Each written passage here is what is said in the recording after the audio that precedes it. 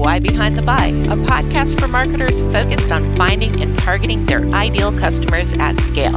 I'm your host, Monique Martin, and today we are continuing a discussion we had a couple of months ago about the new American mainstream. But this time, we're focusing on the Asian American market. If you missed the first episode in this particular series, I suggest you take a listen to that now, then join us back for this one. With me in the studio is a familiar voice, César Melgoza, a leading innovator and thought leader when it comes to all things multicultural. César, thanks so much for coming back, this time sharing your experience on the Asian American market. Glad to be with you. So, César, Claritas just released the Asian American Report, which is the second report in the New American Mainstream series. Can you give me a summary of what readers can expect from the series in general and this report in particular? Absolutely. Monique, the single most important set of facts in this year's report supports just how compelling the Asian market is and should be to American companies. It's both the growth rate and the buying power that make the chief argument economic in nature. And as the report details, incomes are far higher than average, even significantly higher than for white non-Hispanic households. Although still under 6% of the population, the bulk of Asians are in their prime workforce life stage, which is a key driver and reflects the earnings differences that we see. The growth rate since 2000 is a whopping 84%. Oh, wow. And it results in a population of just under 20 million people nationwide. Now, right along with this fact is also the fact that the segment is complex.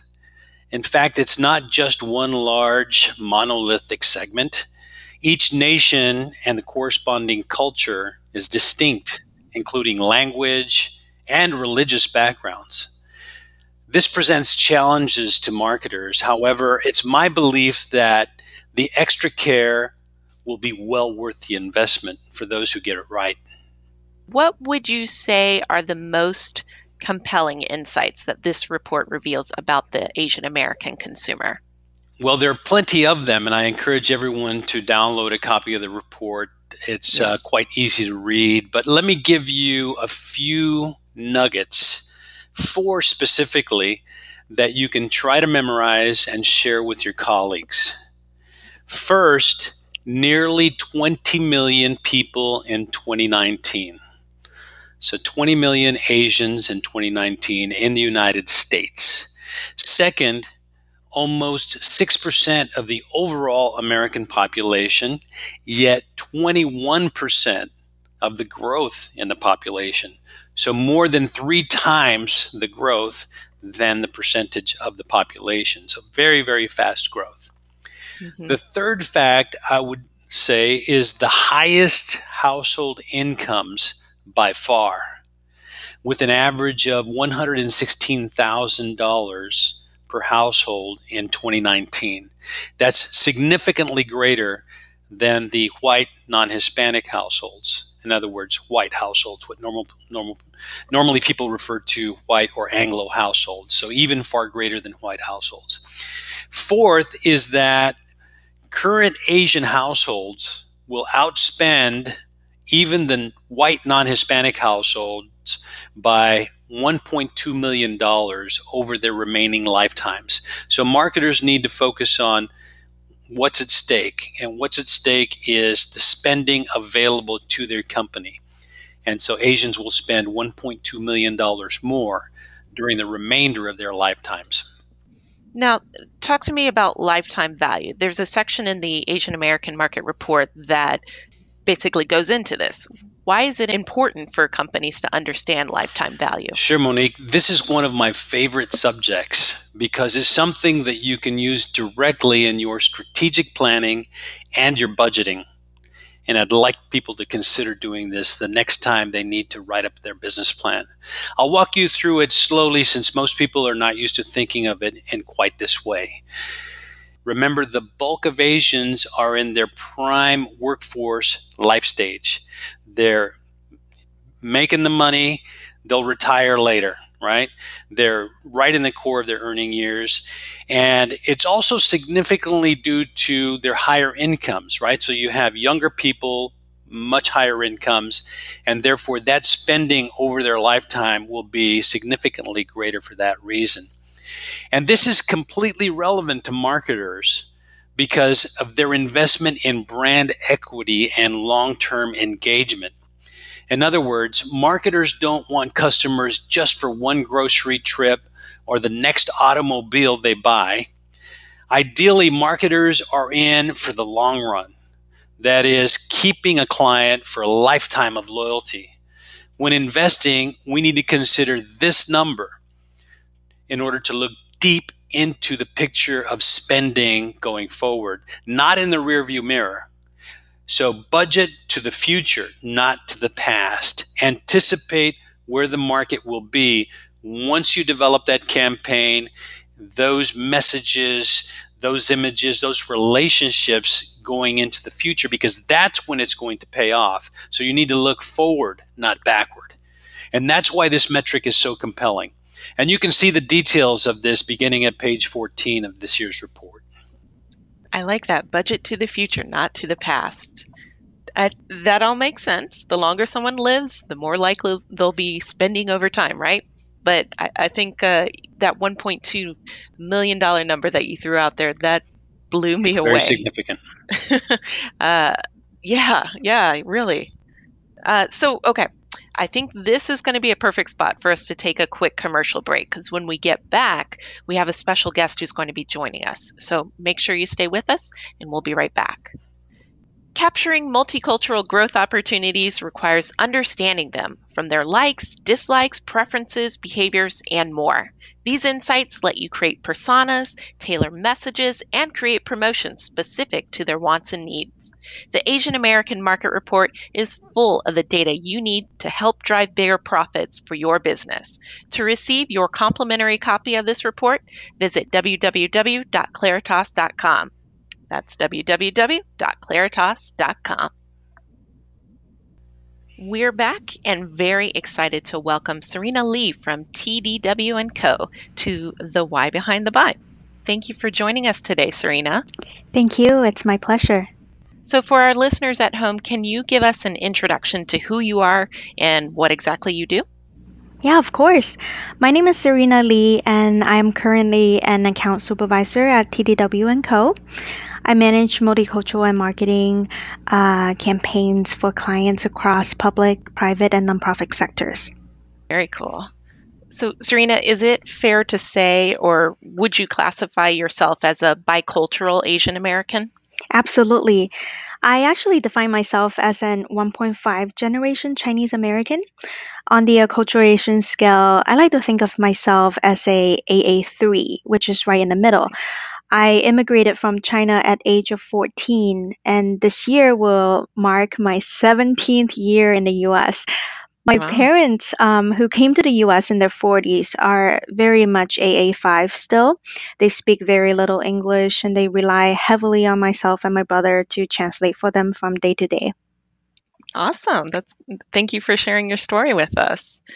In hearing it, it sounds like you have a unique role in that you're on the side of marketing where you help brands with strategy, their creative, their digital direction, plus probably a whole host of other kind of advertising responsibilities.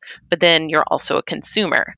So how do you feel about the marketing directed towards Asian Americans from the point of view of a consumer? Well, as a consumer, it's great to see that there are more brands who market to us because it makes us feel valued, it makes us feel special.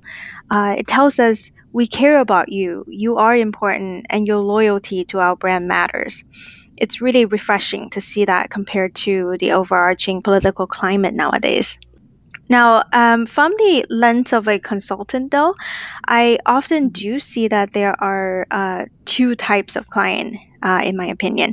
There are those that are willing to go above and beyond to do it right, And then those who are just marketing to Asian Americans to check off a box in the diversity and inclusion category.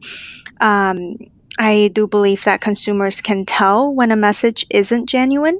They notice when a brand drops in and out of the market, and they would even make fun of brands for those that really stereotype us.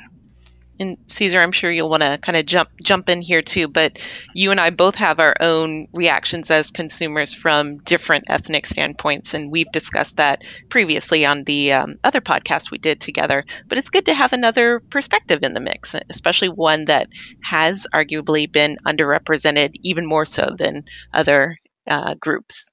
Yes, exactly, Monique. I completely agree with Serena. Consumers can spot authenticity or the lack thereof a mile away. And paying lip service, and especially getting it wrong, could be a very costly mistake. At the same time, when you get it right, Asians and other cultural segments really warm up to that. They see themselves in your ads and feel that you're respecting and embracing them and their cultures. And this can really pay off big time. Serena, can you give César and I, plus our listeners, an example of maybe some key learnings and who's actually done it right? Yeah, in my opinion, in order to do it right, you have to think long term. And with the Asian American segment, think of it as building relationships. And healthy relationships does take time to nurture. I do believe that a sustainable relationship has to be equal and balanced. And if you dig a little bit further for the Asian American market, the foundation of a successful relationship is really coming down to trust. It's a give and take. So, how do we build trust with that community? In my professional experience, we believed in building a two-way dialogue with the community, like a conversation, a feedback loop, rather than just a one-way info dump. Asian Americans are actually very diverse and they come from different backgrounds, each with their own unique immigrant stories. Before a brand would go and think about what language to translate or how much information to translate, I usually encourage brands to take a step back and think about what your product and service actually mean to the community and how the community will best absorb that information.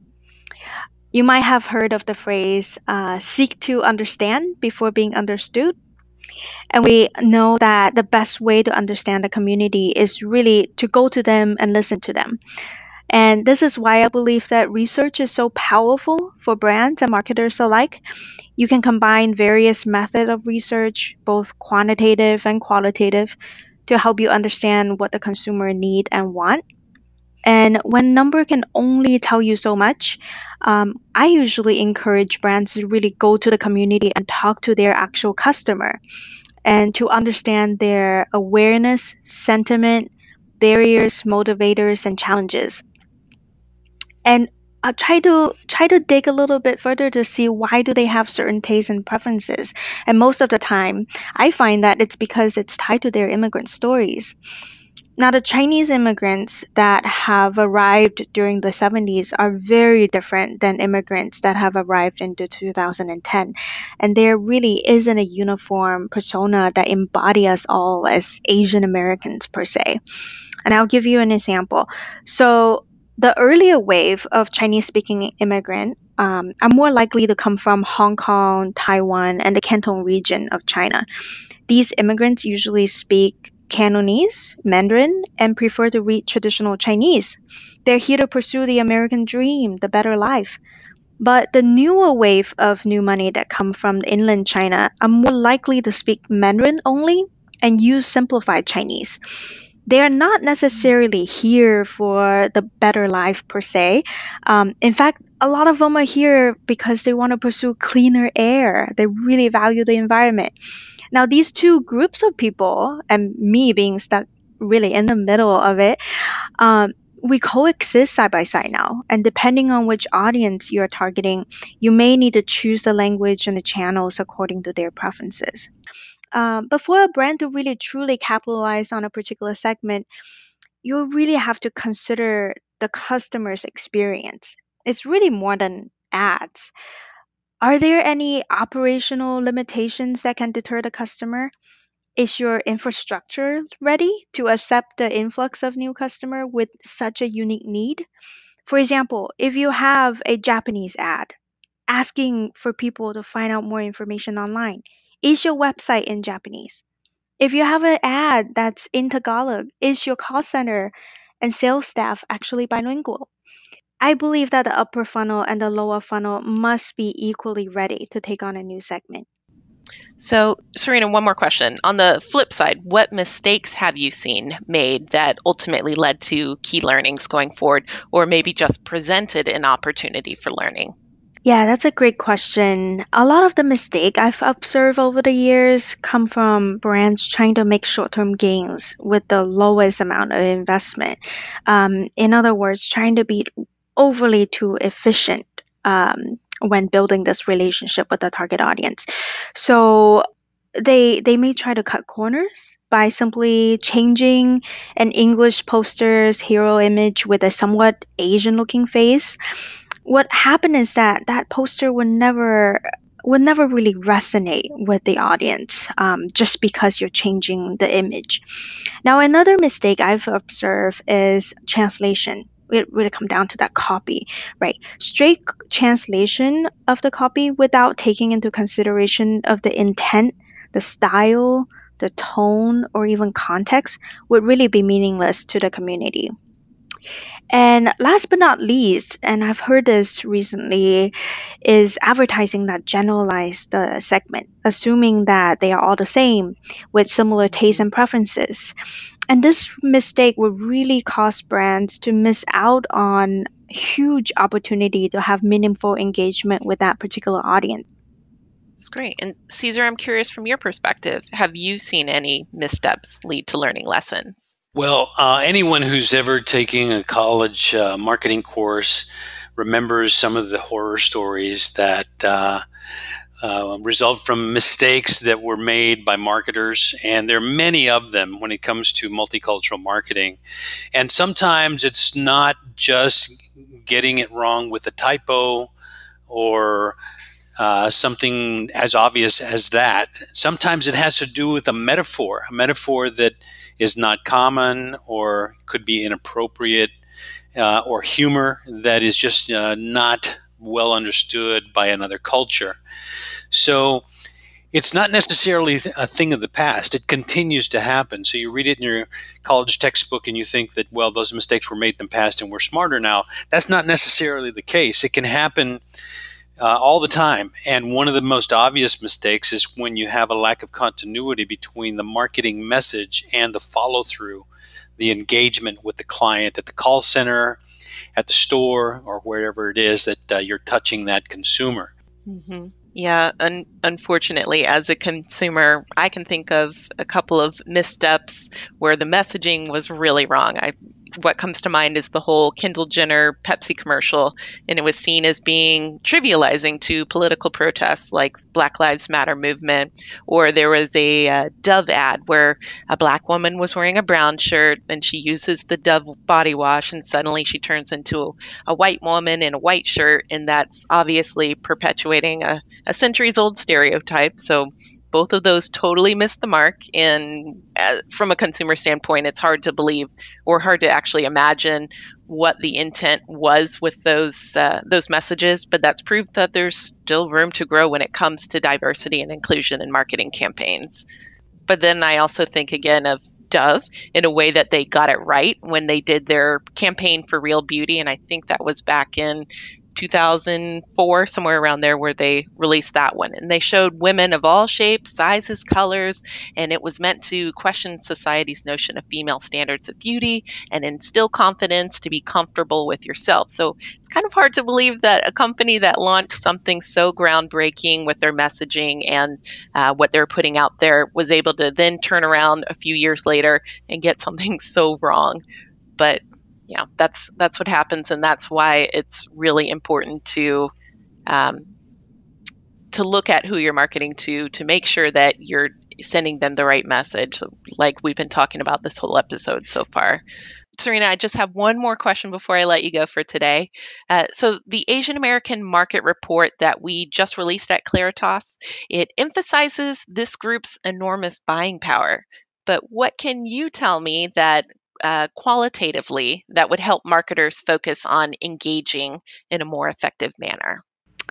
Yeah, emphasizing on the social equity aspect of multicultural marketing. You should know that having an enormous purchasing power doesn't necessarily mean everyone is rich. The household income level across different subsegments can vary greatly, actually. Some of us are big spenders, but others are quite frugal.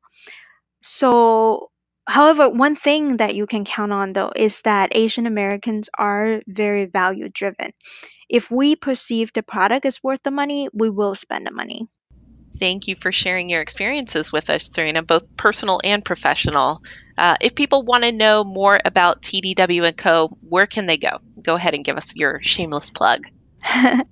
Please visit us at tdwandco.com, and that is tdwandco.com. And I welcome everyone to bombard my inbox at serena.lee@tdwandco.com. You can also find me on LinkedIn. Thanks so much for joining us. Thank you.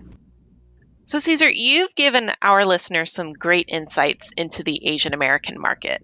I learned a lot, and I know they will have too. But before I let you go, let me ask you, if you had to sum it up, what would you say are the top 3 things marketers should keep in mind when trying to reach the Asian American market?